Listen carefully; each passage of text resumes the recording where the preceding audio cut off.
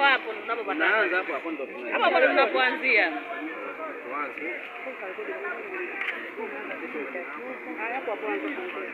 Ongea. Kwa kweli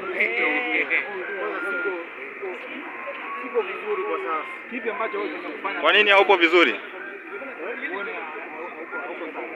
Hapana, kwa sababu ofisi ya msajili wa vyama vya siasa imemtuma naibu wa msajili wa vyama vya siasa, yuko hapa kama mwangalizi, kama observer wa uchaguzi. Lakini katika hali isiyokuwa ya kawaida, jumla ya wapiga kura walikuwa 103. Na katika 103 mimi nimepata kura 46. Kuna huyu binti mwingine mjukuu wa Nyerere amepata kura 6. Jumla ni 100, jumla ni 52.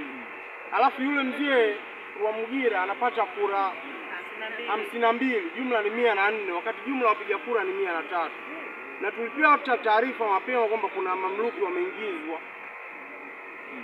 Kuna mamluki ambao wameingizwa. Jumla wapiga kura halali wa mkutano mkuu wa TLP ni watu 170.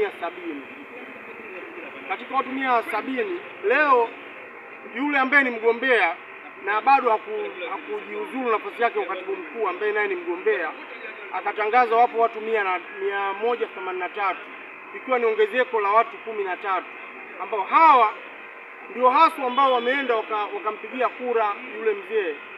Ndio kura ambazo zilikuwa zimezidi. Kwa maana nyingine mzee alitakiwa anapata kura 39. Kwa hiyo ni uhuni ambao umefanyika, lakini kitu cha kushangaza ni ofisi ya msajili wa vyama vya siasa, yuko pale kaimu ambaye amebariki uchaguzi huu kuonyesha kwamba huu uchaguzi matokeo yalikuwa mfukoni. Kwa asante ndugu wangu.